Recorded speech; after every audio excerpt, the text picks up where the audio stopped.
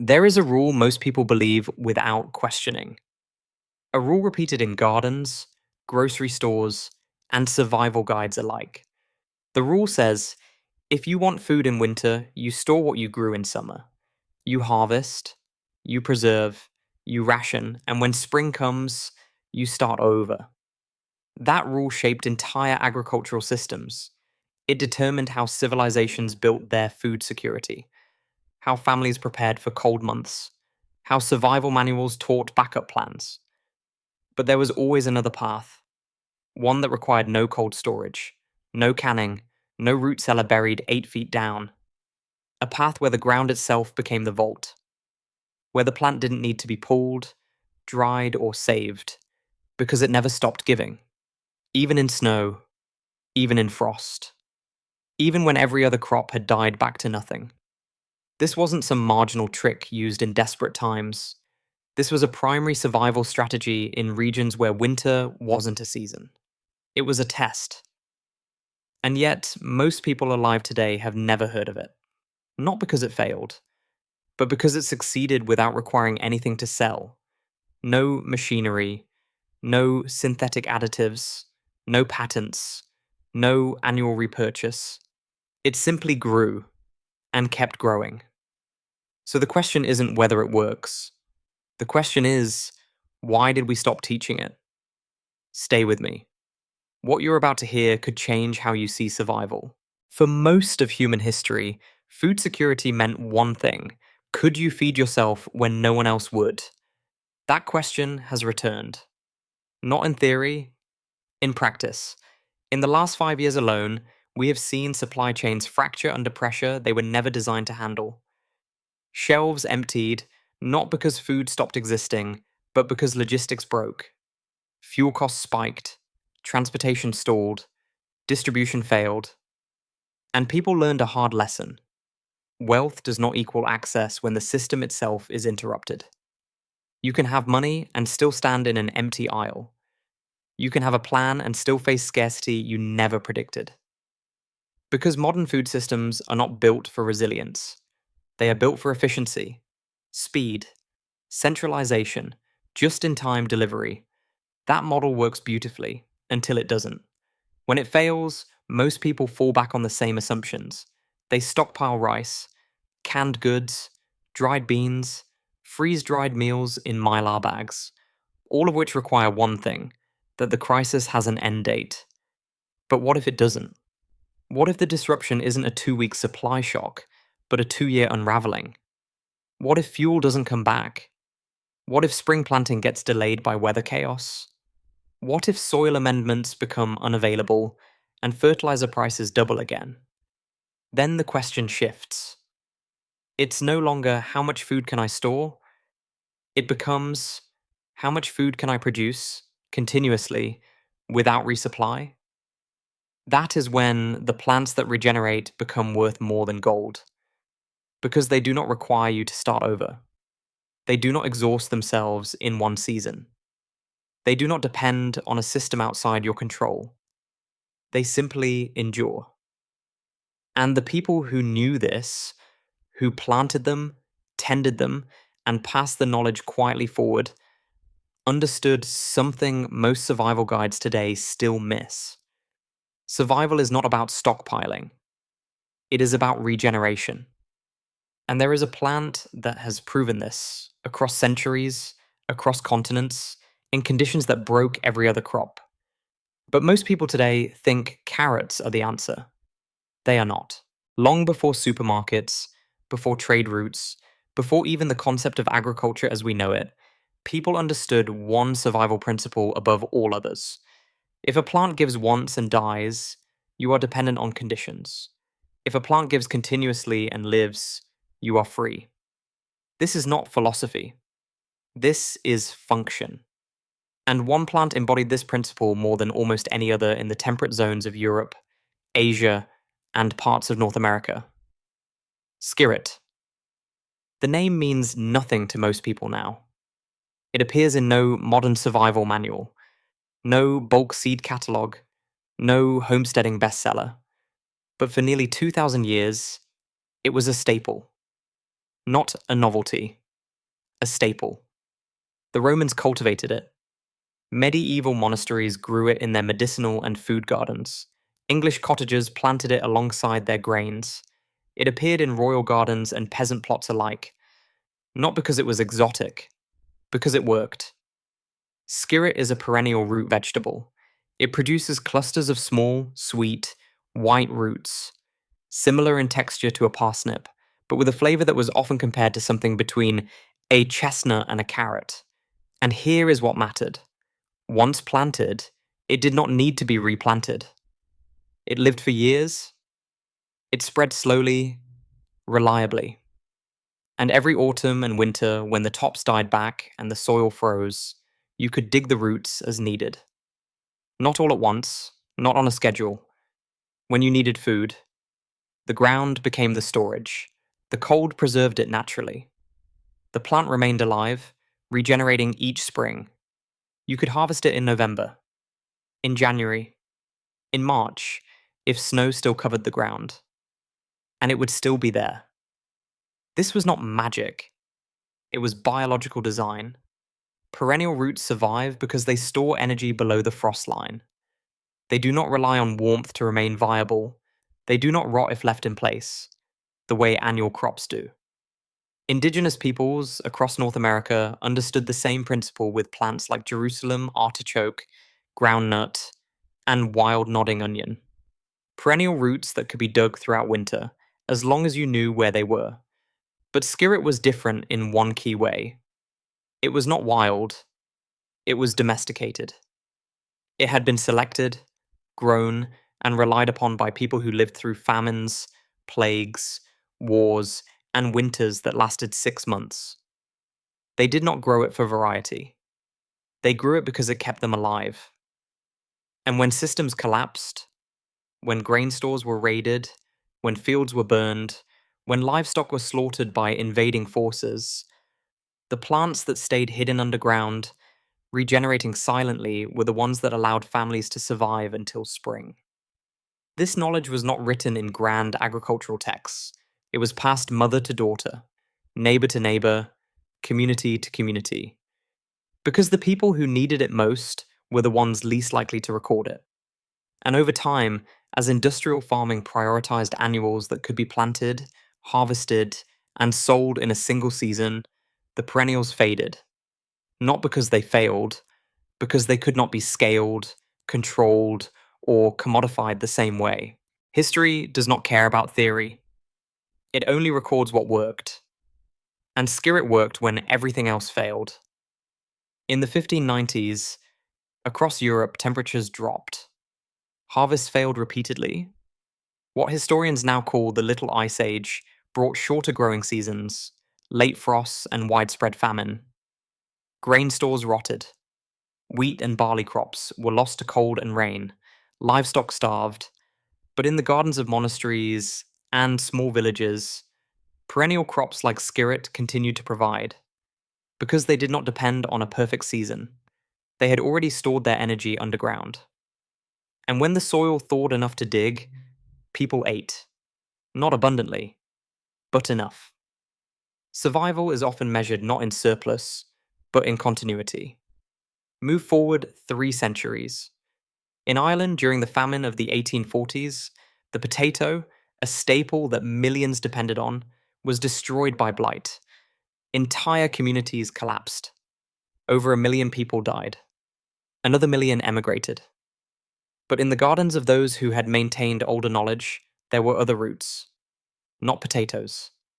Perennials that had been planted decades earlier and never removed. Skirret, salsify, scorzonera, sea kale. These were not marketed. They were not trendy. They were not sold in bulk. But they did not blight. And the families who had them quietly survived. Fast forward again. During World War II, across Eastern Europe, food systems collapsed entirely in certain regions. Fields were burned, livestock were seized, supply lines were severed. People turned to what the land still offered: foraged plants, perennial vegetables that had been left in gardens abandoned years prior, roots that no army thought to destroy because they did not recognize them. One account from a rural Polish village describes families digging skirret and other perennial roots from frozen ground in January of 1945, when there was no other food available. Not because they had planned for this, because their grandparents had planted it, and it never stopped growing. This is the pattern. When systems hold, annuals dominate. They are faster, more productive per square foot in a single season, easier to commercialize. But when systems break, perennials endure. Because they do not require the system. They require soil, water, and time. And once established, they give, year after year, crisis after crisis, without asking for anything in return. This is not romantic. This is biological fact, repeated across centuries of survival pressure. The plants that regenerate outlast the plants that depend on perfect conditions. And the people who understood that were the ones who made it through winters that others did not. Skirret did not disappear because it stopped working. It disappeared because it could not be industrialized. Understand the logic. Modern agriculture is built on a model that requires annual cycles. You plant in spring, you harvest in fall, you sell the harvest, you buy seed again next year. This creates dependency, and dependency creates revenue. Perennials break that cycle. Once planted, they do not need to be purchased again. They do not require annual tilling, synthetic fertilizers, or hybrid seed that cannot reproduce. They regenerate on their own.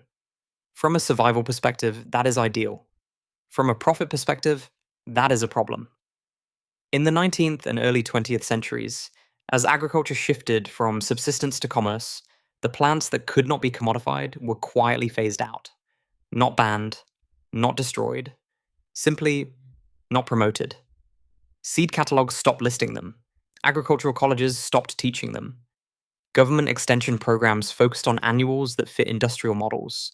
And within 2 generations, knowledge that had persisted for centuries became obscure. This was not a conspiracy. It was economics.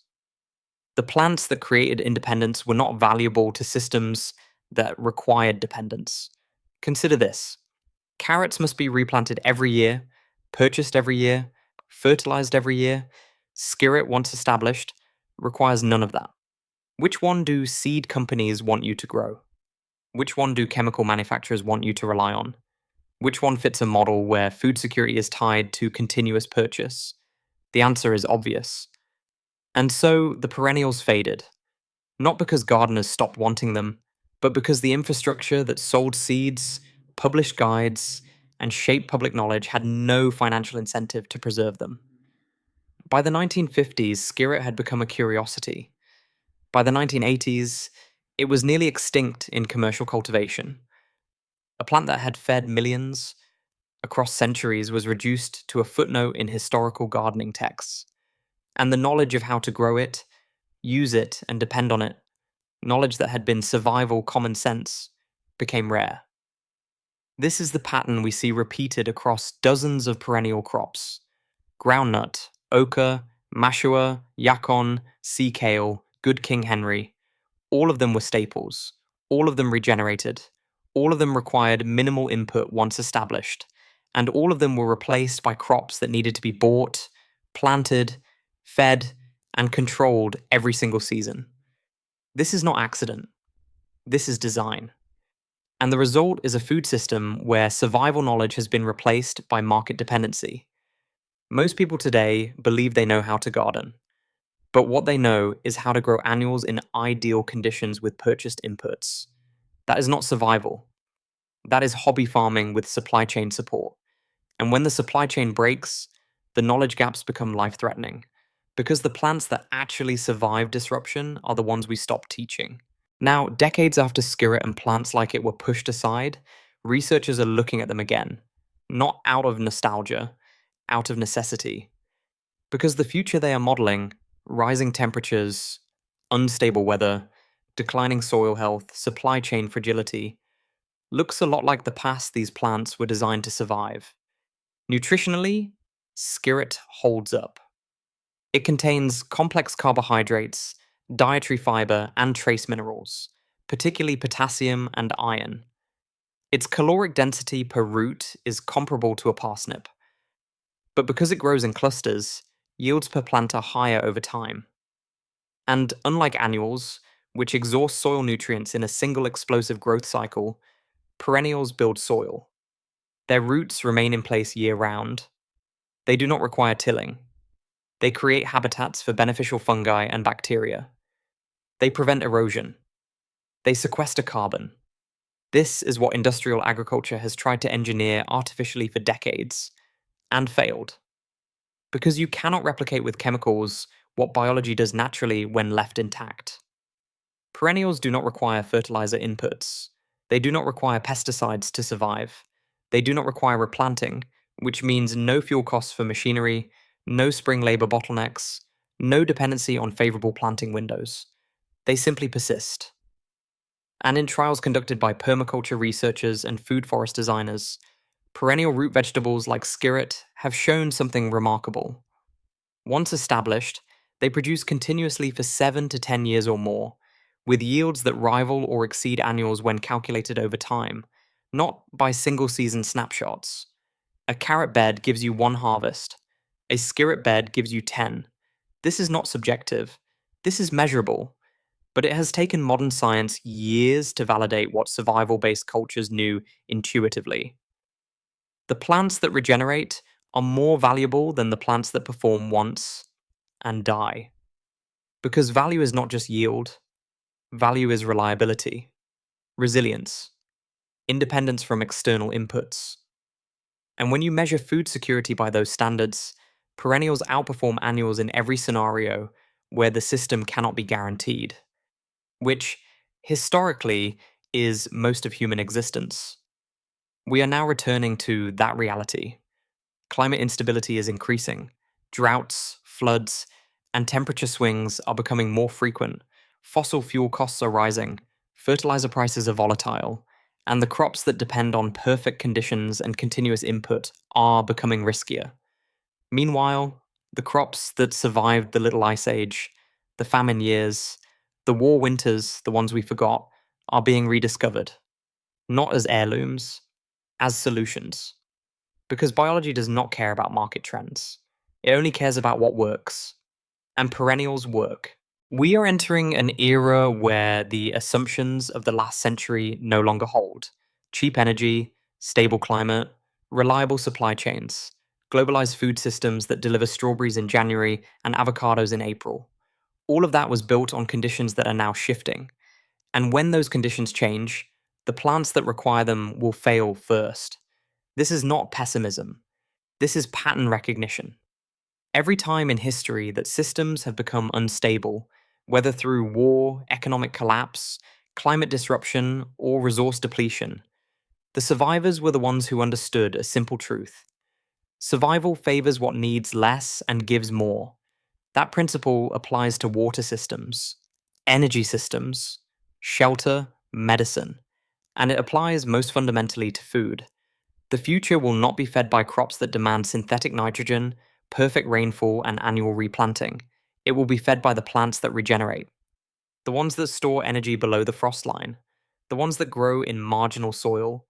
The ones that survive neglect, cold, and disruption. These are not backup plans. They are primary strategies. And the people who remember them, or relearn them now, before the pressure arrives, will have something that no amount of money can buy in a crisis.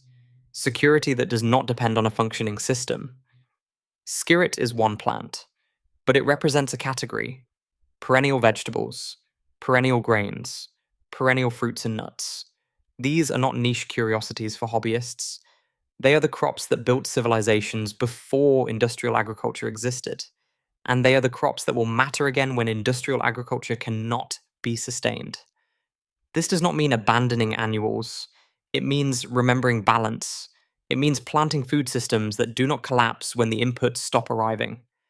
It means teaching the next generation that food security is not measured by what you can buy, but by what you can grow, continuously, without permission or resupply.